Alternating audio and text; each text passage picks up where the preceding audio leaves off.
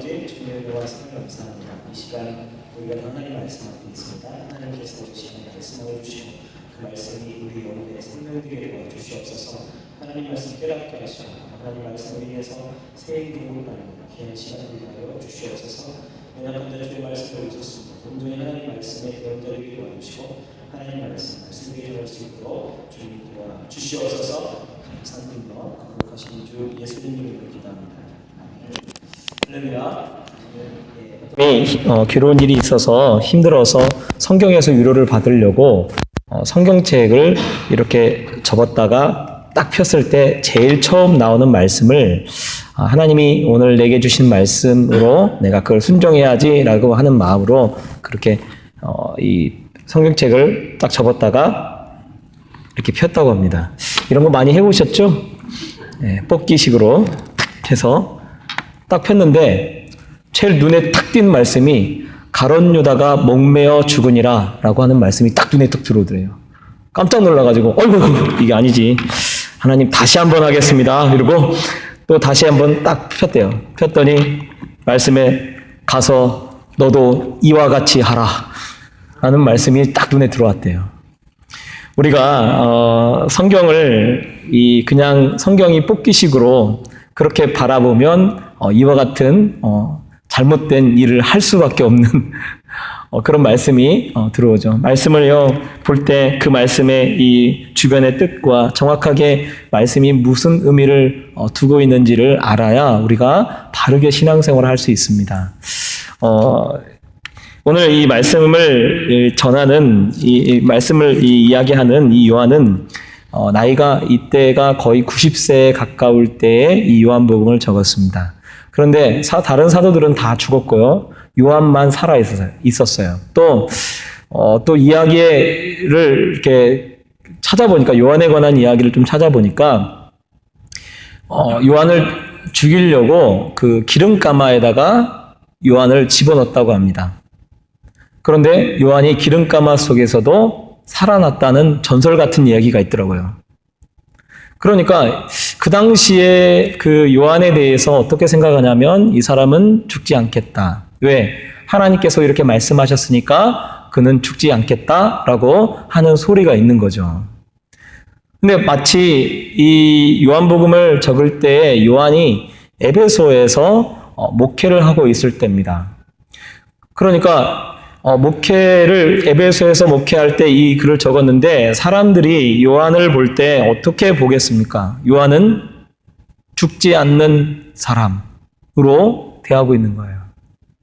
그래서 말씀을 보면 이 요한복음에 왜 이 부분을 왜 적어놨을까라고 생각하는데 요한이 자기가 죽지 않는 사람이 아니고 자기도 똑같은 사람이라는 것을 언급하기 위해서 일부러 이렇게 해놓은 이 말씀을 적어놓은 겁니다. 요한은 자기를 우상처럼 섬기고 있는 우상처럼 바라보는 그런 사람들을 향해서 자기는 아무것도 아니고 똑같은 사람이라는 것을 언급하기 위해서 그렇게 하는 거죠. 많은 사람들이 하나님의 말씀을 정확하게 이렇게 이해를 하고 있어야 하는데 제대로 그 판단하지 못하고 올바로 보지 못하고 마치 뽑기식으로 그렇게 보는 경우가 있습니다. 그러다가 억지로 풀다가 이단에 빠지게 되는 거죠. 이단을 만나보면 여기서 조금 저기서 조금 이렇게 뽑아가지고 그걸 갖다가 다 연결하기 때문에 그걸 보면 어떤 생각이 드냐면 이게 맞는 소리 같은데? 라고 하는 생각이 들어요. 그런데 여기서 조금 저기서 조금 뺐기 때문에 전체적으로 이 전체적인 하나님의 말씀에서는 크게 벗어나게 되어지는 것입니다. 마태복음 9장 20절에 보면 이 혈루증을 앓고 있는 여인이 예수님 앞에 나와서 예수님이 막 그 군중 사이에 있을 때 뒤로 가서 예수님의 옷자락을 딱 만집니다. 그랬더니 예수님의 옷자락을 만지자마자 예수님이 누가 내 옷자락을 만졌느냐라고 하면서 막 소리쳐요. 그러니까 제자들이 아니 예수님 군중들이 에워싸 미는 것을 알지 못합니까? 라고 얘기를 하죠. 그런데도 불구하고 예수님이 계속 찾자 이 여자가 여자가 자기에게 이루어진 일을 알고 그리고 예수님 앞에 엎드려서 자기가 예수님의 옷자락을 만졌다라고 이야기를 합니다. 원래 혈루증을 앓고 있는 여인은 이 혈루증이라는 것을 앓는 것 자체가 부정한 여인이 되는 거예요. 부정한 여인.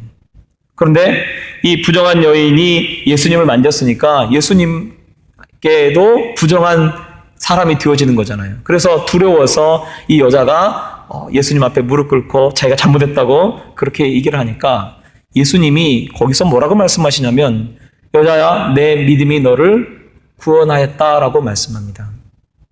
그러니까 옷자락을 만져서 이 여인이 구원받은 것이 아니라 이 여자가 예수님의 옷자락만 만져도 내가 낫겠다라고 하는 믿음을 가졌기에 바로 자기가 구원받았다는 것을 예수님이 가르쳐주기 위해서 일부러 이 여자를 찾았던 것입니다. 왜냐하면 잘못된 신앙, 즉 옷자락만 만지면 병이 낫는다라고 하는 잘못된 신앙을 가지면 그거는 신앙이 아니라 그거는 미신이 되어지는 거죠. 전에 제가 고등학교 3학년 때 이 대입 시험을 보잖아요. 저 때는 선지원이었거든요. 그래가지고 이제 대학을 가서 이 시험을 보는데 그날 전에 저는 이제 대학을 가서 보니까 그 전날에 그 시간에 맞춰가기 위해서 우리 집에서 제가 익산 사는데 전주까지 미리 그날 저녁에 가게 됐어요.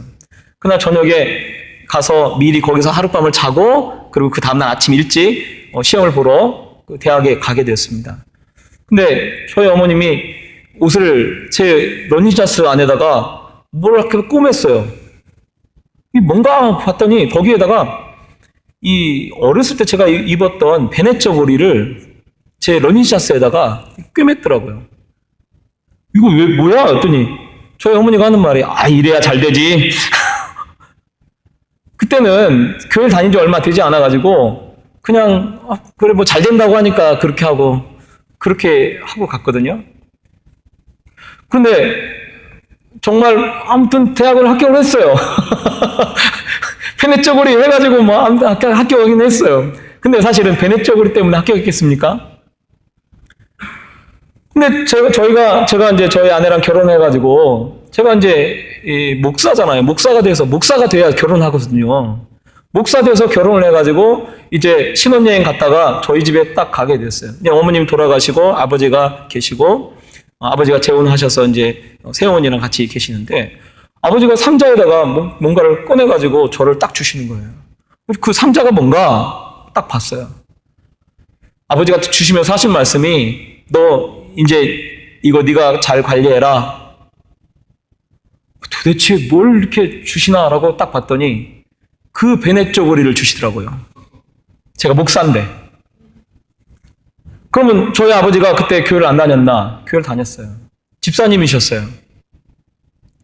제가 그걸 보면서 어떤 생각이 들었냐면 그걸 딱 받고 그 다음에 저는 바로 쓰레기통에 버렸어요.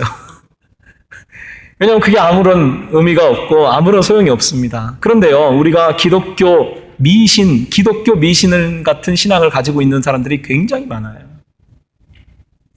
사실은 하나님은 믿음으로 축복하고 말씀으로 축복하는데 그렇게 생각하지 않고 내가 이렇게 했기 때문에 하나님이 축복하고 내가 이렇게 뭔가를 가지고 있으면 혹시 내가 목사님 옷자락이라도 한번 만지면 내가 구원받겠지. 이 당시에 요한이 죽지 않는 사람입니다. 기름가마에 들어가도 살아남는 사람이에요.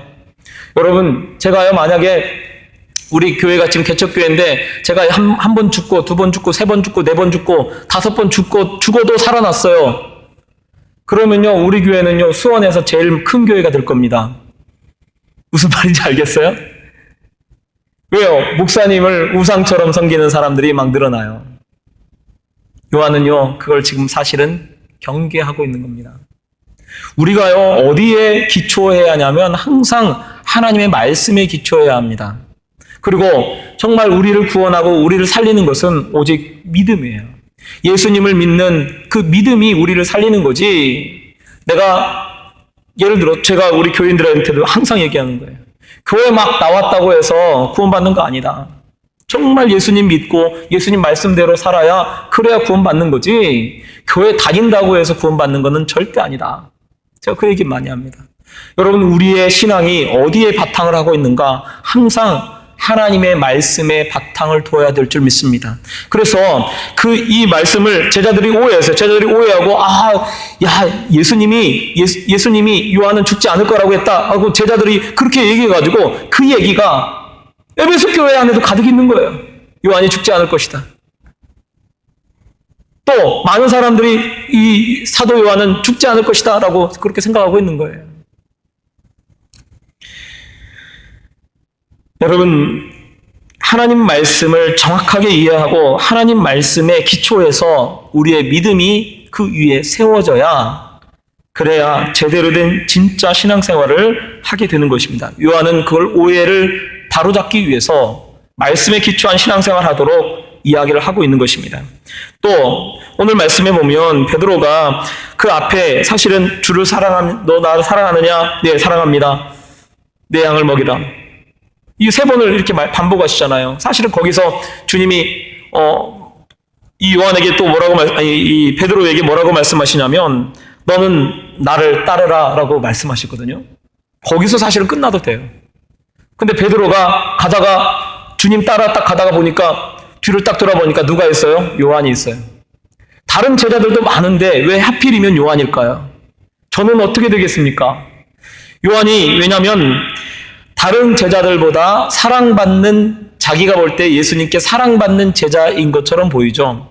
말씀에도 보면, 여기서 오늘 말씀에도 보면 예수님 만찬석에서 예수님의 품에 누워가지고 주를 파는 자가 누굽니까? 라고 묻던 사람입니다. 한번 생각해 보세요. 여러분, 이때가 한 20대 초반의 정도의 이 청년인데 20대 초반의 청년이 33살 아저씨 품에 누워가지고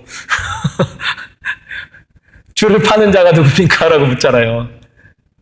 저는요, 우리 딸이 저한테 안겨오면요, 이제 커가지고 큰 애는요 절대 그러지 않고요, 16살인데 16살 딸이 제 무릎에 앉은 적은 한 번도 없습니다, 요즘. 그리고 한 번은 6학년 애가 한 번 제 무릎에 앉은 적이 있어요. 그랬더니 다리가 아프더라고요. 그런데 20살 청년이 예수님 품에 누워가지고 주를 파는 자가 누굽니까? 할 정도예요. 그러니까 사실은 제자들이 볼 때 이 요한이 사실은 예수님께 더 사랑받는 사람이다라고 생각했을지 모르겠어요. 그리고 베드로가 갑자기 나가다가 요한 보고, 주님, 저 제자는 어떻게 되겠습니까? 왜? 그 앞에 예수님이 베드로의 죽음에 관해서 얘기를 하셨거든요. 그러니까 요한은 어떻게 되겠습니까? 그 주님이 뭐라고 합니까? 야, 내가 다시 올 때까지 그를 머물게 할지라도 네가 무슨 상관이냐? 주님 그렇게 말씀하시는 거예요. 이것은요, 베드로의 깊은 안에 있는 비교 의식이 지금 베드로에게 베드로가 쓸모없는 질문을 지금 하게 만들고 있는 것입니다. 사실은요, 하나님께서 우리를 만드실 때 다 목적을 가지고 만듭니다. 그래서요, 제가 우리 자녀들을 보면 우리 큰딸, 둘째딸, 셋째딸이 다 하는 것들이 다 달라요. 재능이 다 다릅니다. 큰애는 음악을 되게 잘하고요, 둘째는요, 제가 보니까 만들기 같은 걸 되게 잘해요. 막내는 아직 모르겠어요. 그런데 볼 때 막내는 우리 집 딸이 셋인데 딸 셋 중에서 지금 생각해 보니까 막내가 제일 잘하는 게 뭐냐면 정리정돈을 잘합니다. 8살인데 자기가 다 치우고 다녀요. 그런데 아빠가 볼 때 큰딸이 더 낫네, 둘째 딸이 낫네, 셋째 딸이 낫네, 그렇게 얘기하지 않습니다. 아빠가 보면요, 그냥 딸이 다 이쁘고 좋아요. 여러분, 하나님이 우리를 만드실 때 어떻게 만듭니까? 다 다른 능력을 가지고 태어나도록 만듭니다. 그런데 세상의 기준은 한 가지로만 판단을 하는 거죠. 예를 들어서 공부를 잘하면 공부를 잘하는 것으로 얘가 낫네, 얘가 못하네, 이렇게 얘기를 합니다. 자, 우리 프리랜서 회사니까 실적으로 판단하잖아요. 이 사람이 괜찮은 사람이네, 이 사람이 별로 참 못하는 사람이네, 이렇게 판단하잖아요. 근데 사실은요, 하나님은 그렇게 판단하지 않아요. 하나님은요, 그 누구도 판단하지 않습니다. 누구도 비교하지 않아요. 큰 집에는요, 여러 가지 그릇이 있다고 주님이 말씀합니다. 귀 쓰는 그릇이 있고, 천하게 쓰는 그릇도 있고, 큰 그릇도 있고, 작은 그릇도 있어요. 예를 들어, 세숫대야가 있고, 작은 이런 간장을 담는 간장 그릇이 있습니다. 어떤 사람도 이 세숫대야하고 간장 그릇하고 뭐가 더 좋네라고 비교하는 사람은 한 사람도 없습니다. 왜요? 세숫대야는 세숫대야의 역할이 있는 거고, 간장 그릇은 간장 그릇의 역할이 있는 거예요. 그런데 그걸요, 비교해요. 큰 게 좋은 거지? 큰 게 좋다고 해서 여러분 밥 먹을 때 세숫대야에다가 간장 담아서 먹겠습니까? 절대 그러지 않아요. 그때는 그건 세숫대야가 아무리 좋다고 해도 난 세숫대야 사랑해, 세숫대야 안고 살고, 그러고 그렇게 하는 사람이 있어요? 밥상 위에다 세숫대야 올려놓은 사람이 있어요? 제가 여태까지 한 번도 못 봤어요. 그런데 어떻게 생각하냐면, 예를 들어 하나님이 나를 어떻게 만들었어요? 다르게 만들어서 다른 모습으로 만들었어요. 여러분, 똑같은 것이 필요하면요, 똑같은 능력이 필요하면 하나님이 다 똑같이 만들 거예요. 그래서요, 다 목사될 거예요, 다 목사. 왜? 예수님 잘 믿으라고 다. 하나님이. 근데 그러지 않았어요. 그렇게 만들지 않았어요. 다 다른 모습, 다 다른 형태, 그래서 나랑 똑같이 생긴 사람은 세상에요, 나밖에 없어요. 그러니까 사실은요, 난요, 누구하고도 비교할 수가 없는 것입니다. 예수님이 네가 무슨 상관이냐라고 하는 이렇게 책망의 이 말씀은요, 무슨 말이냐면, 너 베드로는 베드로고 요한은 요한이에요. 여러분, 성경을 보면요, 이 요한은요, 예수님이 마지막에 그 십자가에 위에서 예수님의 어머니를 부탁하죠. 보라, 내 어머니다. 여자여 보소서, 아들입니다. 그래서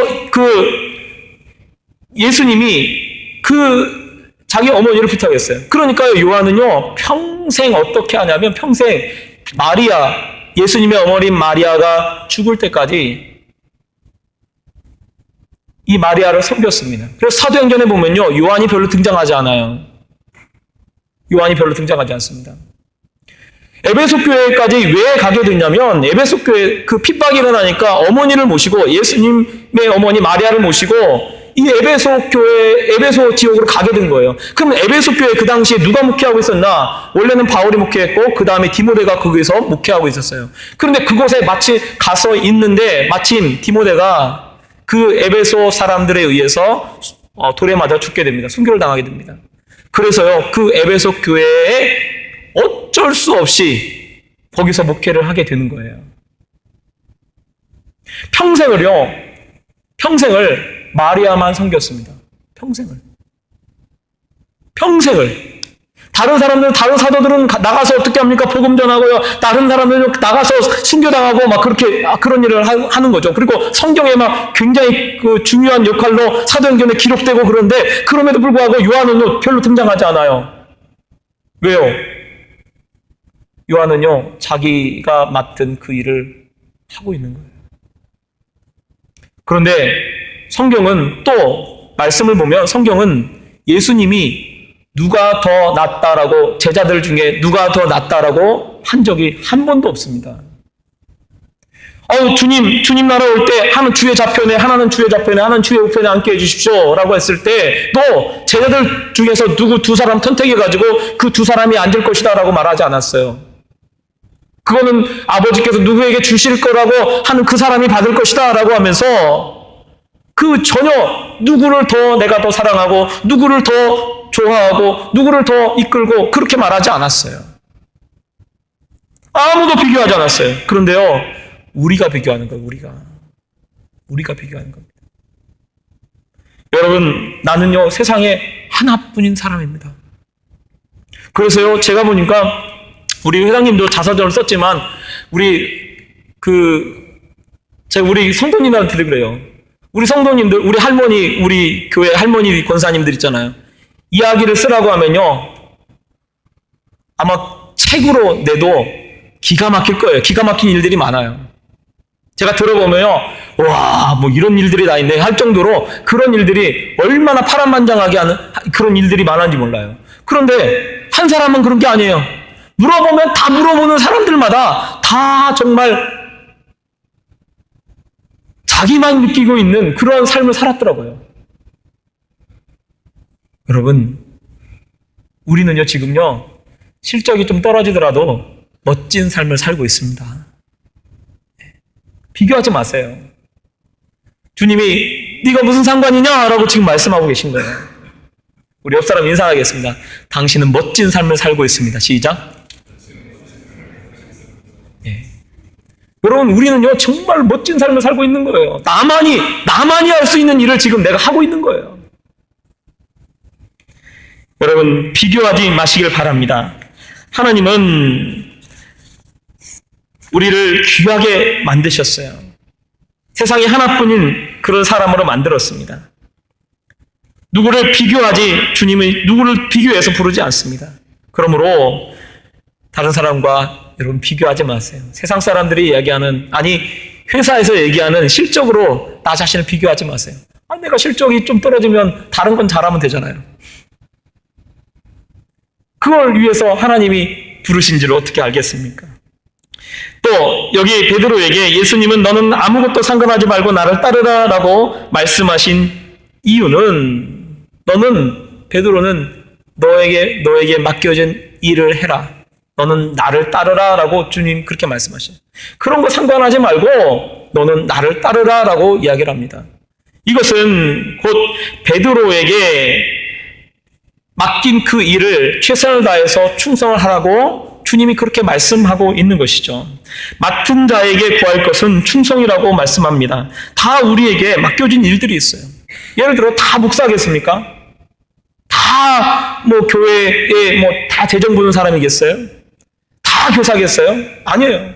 하나님이요 각자에 맞춰서 맡겨진 일들을 다 주신 것입니다. 어떤 사람들은 어떻게 생각하냐면 하나님이 좀 더 큰 일을 주면 내가 더 잘할 텐데 나한테 조금 내 하필이면 왜 라이프 플래너야, SM을 맡기면 내가 잘할 텐데 이렇게 생각할 수도 있겠어요. SM 말고 지점장 하면 내가 잘할 텐데 우리 지점장 저를 참 못해 이렇게 얘기할지는 모르겠어요. 그런데요, 하나님은요 어떻게 해서 주시냐면 항상 제일 먼저 큰 일을 시키기 전에 작은 것부터 맡깁니다. 그래서 달란트 비유에 보면 달란트 비유의 정말 이 궁극적인 목적은 뭐냐면 하나님께서 달란트를 맡겨서 그에게 더 큰 걸 맡기려고 10골을 다스리는 권세, 5골을 다스리는 권세, 그 골을 다스리는 권세를 주기 위해서 그렇게 사실은 맡겼던 거죠. 사실은 하나님께서 우리에게 지금 있는 그 자리에 최선을 다하고 충성을 다하도록 일을 맡기는 줄 여러분 아시기 바랍니다. 사실은 내가 지금 주어진 그 일이 하나님이 나보고 지금 하라고 하는 일이라면 어떻게 하시겠습니까? 나보고 지금 있는 그 일을 나보고 지금 하라고, 내가 지금 맡긴 일이다라고 그렇게 지금 주님이 말씀하시고 너 왜 그 일을 충성하지 않느냐라고 얘기한다면 여러분 어떻게 하겠습니까? 요한은 자기가 하나님께서 자기에게 맡겨준 그 일에 충성했어요. 충성했더니 그가 사랑의 사도가 되었습니다. 나이가 많아서 유배되기 전에 나이가 많아서 이제 강단에 서서 말씀을 전하지 못하게 됐을 때 요한에 관한 일화가 또 있더라고요. 이 성도들이 요한이 이제 나이가 많으니까 이 원로 목사님들처럼 이제 강단에 서서 말씀을 자주 전하지는 못해도 그래도 상징적인 의미가 있잖아요. 사도니까. 그래서 한 번씩 이 에베소 교회 강단에 서가지고 말씀을 전하라고 그렇게 얘기를 했대요. 그래서 말씀을 전하러 강단에 딱 올라가면 요한이 전하는 메시지는 딱 하나더래요. 하나. 서로 사랑하십시오 라고 하더래요. 옛날. 강단에 서기만 하면 무조건 서로 사랑하십시오. 사랑하십시오. 사랑하십시오. 그래서 한 성도가 예를 들어 목사님 왜 다른 얘기도 많이 있는데 왜 똑같은 이야기를 계속 반복하십니까? 다른 얘기 좀 해주시면 안 되겠습니까? 라고 요한한테 그렇게 물었대요. 요한이 하는 말이 그것이 예수님이 우리에게 하신 명령입니다. 저는 그 명령을 전할 사명이 있습니다. 저는 그 이야기밖에 할 게 없습니다.